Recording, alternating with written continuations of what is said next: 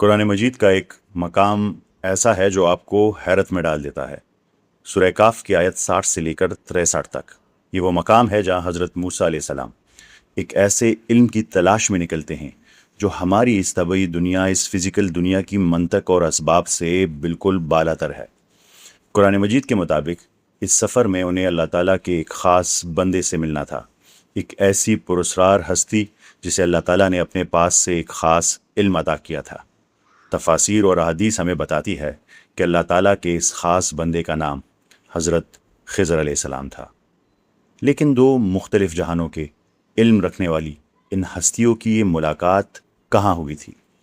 قرآن مجید میں ہے کہ مجمع البحرین، یعنی جہاں دو سمندر ملتے ہیں۔ جدید اوشنوگرافی یعنی سمندروں کی اسٹڈی ہمیں بتاتی ہے کہ جب دو مختلف ڈینسٹیز، درجہ حرارت یا نمکیات والے سمندر ملتے ہیں تو وہاں پانی کے اندر شدید دباؤ اور بے پناہ توانائی یعنی انرجی پیدا ہوتی ہے۔ اس مقام پر ایک انتہائی حیران کن واقعہ پیش آتا ہے۔ ان کے ساتھی بتاتے ہیں کہ وہ مچھلی جو ان کے پاس تھی اس نے سمندر میں اپنا راستہ بنا لیا۔ یہاں قرآن دو انتہائی پراسرار الفاظ استعمال کرتا ہے۔ پہلا لفظ سربا آیت 61 میں، جس کا مطلب ہے پانی کے اندر ایک سرنگ یا ٹنل بن جانا، اور دوسرا لفظ ہے عجب آیت 63 میں، یعنی ایک انتہائی عجیب، حیران کن اور ناممکن طریقے سے۔ عربی زبان میں لفظ سرب، سین رے بے کا مطلب صرف راستہ نہیں ہے، بلکہ اس کا مطلب ہے زمین کے اندر کوئی سرنگ، ٹنل، کوئی بل یا پانی کے اندر بننے والا ایک ایسا راستہ جس کی دیواریں محفوظ ہو۔ آئیے ان دو الفاظ کو اپنے محدود علم کے مطابق سمجھتے ہیں۔ پانی ایک مایع ہے، فلوئڈ ہے۔ فزکس کا بنیادی قانون ہے کہ مایع چیز ہر خالی جگہ کو فوراً بھر دیتی ہے۔ اگر آپ پانی میں ہاتھ ڈال کر نکالیں تو وہ جگہ فوراً بھر جائے گی۔ پانی کے اندر کبھی بھی کوئی مستقل سوراخ یا سرنگ قائم نہیں رہ سکتی، کیونکہ پانی کا دباؤ، جسے ہم واٹر پریشر کہتے ہیں، اسے گرنے پر مجبور کر دیتا ہے۔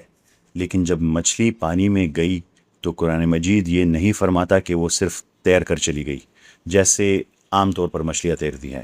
قرآن مجید نے سرابا کا لفظ استعمال کیا، جس کا مطلب ہے کہ مچھلی نے پانی کے اندر باقاعدہ ایک سرنگ بنائی۔ پانی نے اس مچھلی کے ارد گرد ایک ٹھوس دیوار کی شکل اختیار کر لی، اور وہ سرنگ فوراً بند نہیں ہوئی بلکہ ایک راستے کی طرح قائم رہی۔ سائنس کی زبان میں اسے فلوئڈ ڈائنامکس کا ٹوٹ جانا کہتے ہیں۔ یہ بالکل ویسا ہی منظر ہے جیسا ہم کسی ورم ہول یا پورٹل کے کھلنے کے اینیمیشنز میں دیکھتے ہیں، جہاں ایک میڈیم، چاہے وہ پانی ہو یا خلا ہو، اس کے اندر ایک الگ اور محفوظ راستہ بن جاتا ہے جس میں عام فزیکل قوانین کام نہیں کرتے۔ اب دوسرے لفظ کو سمجھتے ہیں۔ عربی میں عجبہ اس چیز کو کہتے ہیں جو انسان کی سمجھ، عقل اور روزمرہ کے جو لاز آف فزکس ہیں ان سے باہر ہو، انسان اسے دیکھ کر ششدر رہ جائے۔ یہاں یہ بات سمجھنا سب سے اہم ہے کہ یہ واقعہ کون دیکھ رہا ہے۔ یہ حضرت موسیٰ علیہ السلام کے ساتھی حضرت یوشع بن نون بیان کر رہے ہیں، اور حضرت موسیٰ علیہ السلام سن رہے ہیں۔ حضرت موسیٰ علیہ السلام وہ ہستی ہے جنہوں نے اپنی آنکھوں سے سمندر کو دو حصوں میں پھٹتے ہوئے دیکھا تھا۔ جو انسان اتنے بڑے موضوع دیکھ چکا ہو، اس کے لیے ایک مچھلی کا پانی میں جانا عجبہ یعنی انتہائی حیرت انگیز کیوں تھا؟ اس کی وجہ سائنسی قوانین کا ایک ساتھ ٹوٹنا تھا۔ پانی نے مایع یعنی فلوئڈ کی طرح برتاؤ کرنے کی بجائے ایک سرنگ یا پورٹل، سرابا کی شکل اختیار کر لی۔ یعنی اس مقام مجمع البحرین پر ہماری 3D دنیا کے فزیکل قوانین کچھ دیر کے لیے بالکل معطل یعنی پاز ہو گئے تھے۔ وہاں حقیقت کو سمجھنے کے عام پیمانے ختم ہو گئے تھے۔ اسی لیے ساتھی نے یہ نہیں کہا کہ مچھلی چلی گئی، بلکہ اس نے کہا کہ اس نے پانی میں جو راستہ بنایا وہ عجبہ تھا، یعنی وہاں فزکس اور نیچر کے عام قانون کام نہیں کر رہے تھے۔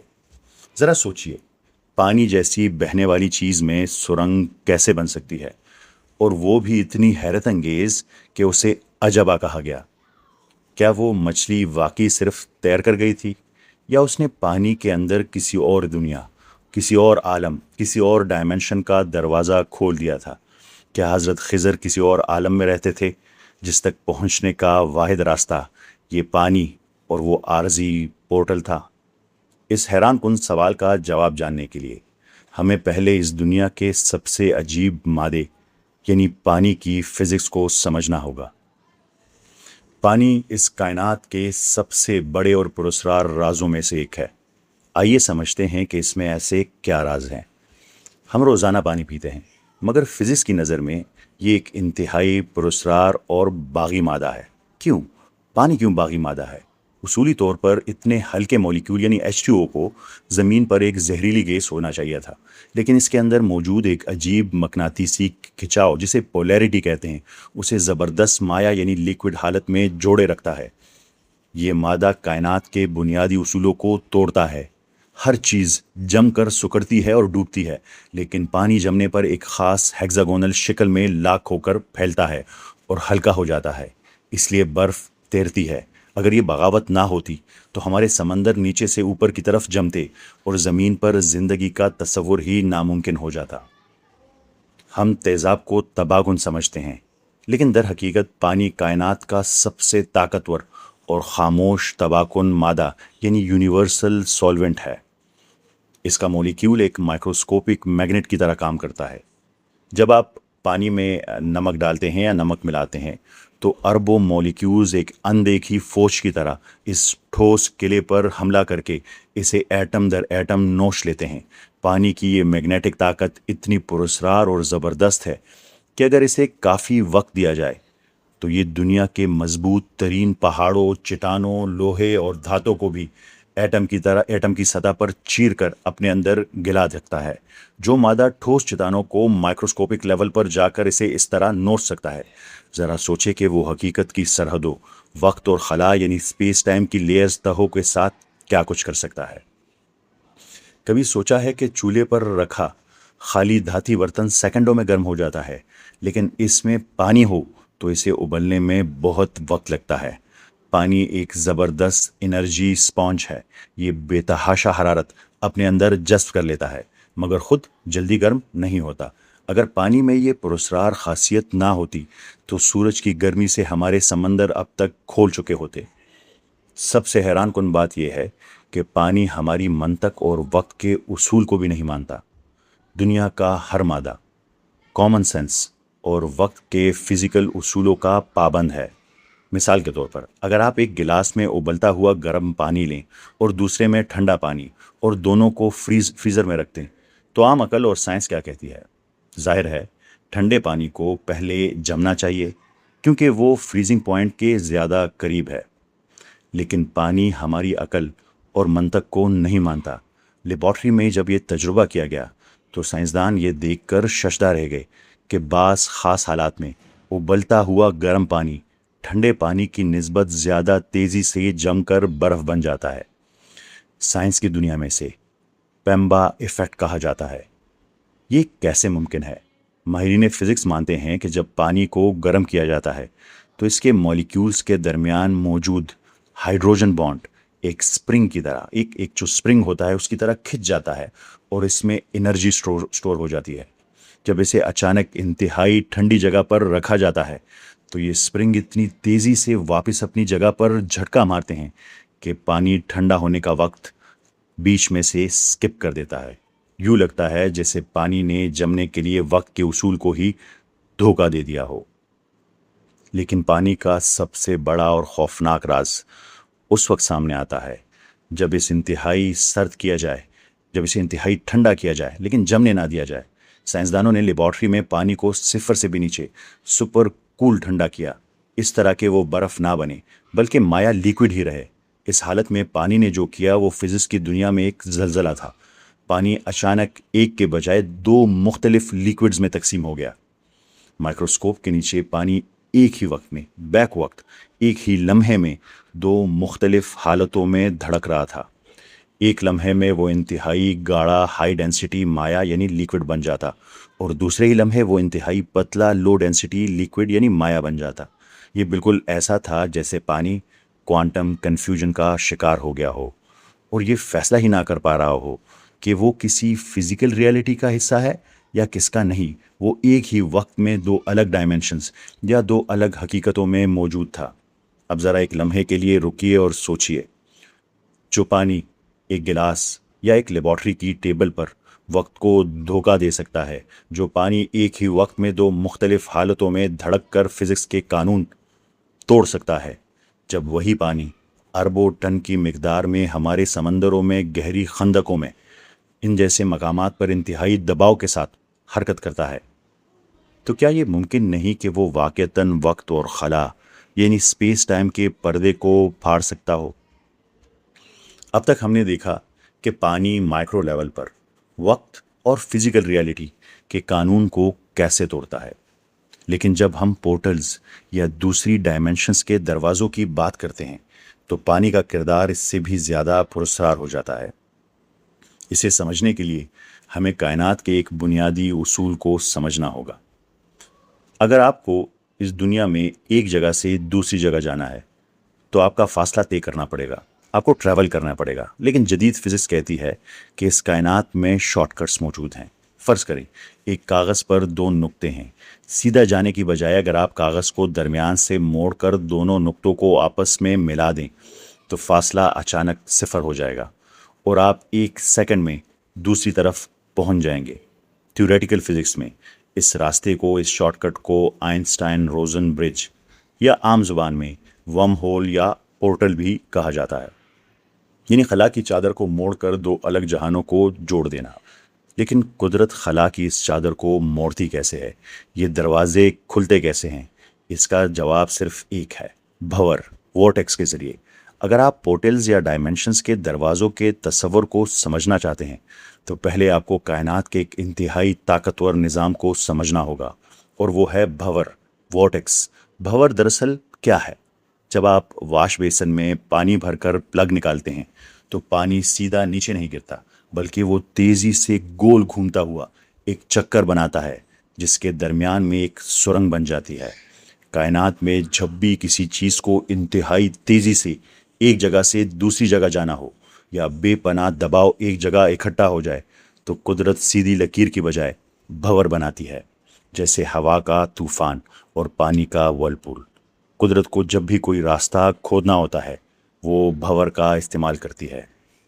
اب اسی بھور کو خلا یعنی اسپیس میں تصور کریں۔ البرٹ آئنسٹائن کی فزکس کے مطابق خلا بھی بالکل ایک بہنے والے مائع یعنی فلوئڈ کی طرح ہے، لیکوڈ کی طرح کام کرتی ہے۔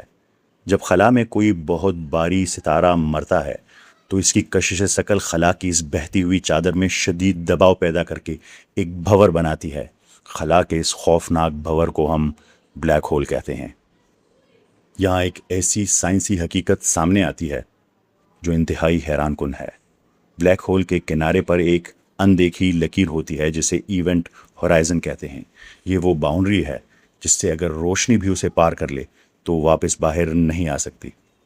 کچھ عرصہ پہلے سائنسدانوں نے سمندروں کی گہرائی میں انتہائی دیو ہیکل پانی کے بھور جسے اوشینک ایڈیز دریافت کیے، اور جب ان کی حرکت کا حساب لگایا تو وہ دنگ رہ گئے۔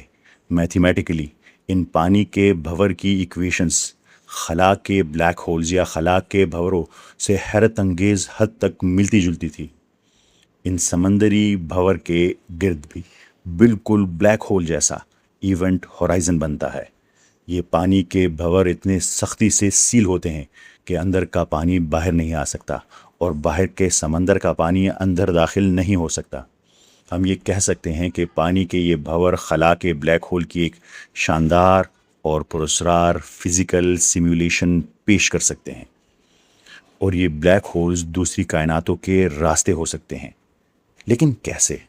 جدید سائنس کی دنیا میں ہم یہ بات اکثر سنتے ہیں کہ بلیک ہولز محض ستاروں کو نگلنے والے اندھے گڑھے نہیں ہیں، بلکہ یہ کسی دوسری کائنات، وقت یا ڈائمنشن میں جانے کا راستہ یا پورٹل ہو سکتے ہیں، ایک راستہ ہو سکتے ہیں۔ لیکن کیا آپ نے کبھی سوچا ہے کہ دنیا کے بڑے بڑے سائنسدان ایسا کیوں مانتے ہیں؟ اس کے پیچھے کوئی سائنس فکشن کی کہانی یا فلم نہیں ہے، بلکہ البرٹ آئنسٹائن کی ٹھوس میتھمیٹکس موجود ہے۔ آئنسٹائن کے مطابق ہماری کائنات ایک لچکدار چادر یعنی فیبرک آف اسپیس ٹائم کی طرح ہے۔ جب گریوٹی کی وجہ سے کوئی بلیک ہول بنتا ہے خلا میں تو وہ خلا کی اس چادر پر اتنا بے پناہ بوجھ ڈالتا ہے کہ وہ دب کر ایک انتہائی گہری سرنگ یا فنل بنا دیتی ہے۔ آئنسٹائن اور اس کے ساتھی نیتھن روزن نے ریاضی یعنی میتھمیٹکس کے ذریعے یہ ثابت کیا کہ خلا میں بننے والی یہ سرنگ ضروری نہیں کہ آگے جا کر بند ہو جائے، یعنی ڈیڈ اینڈ ہو۔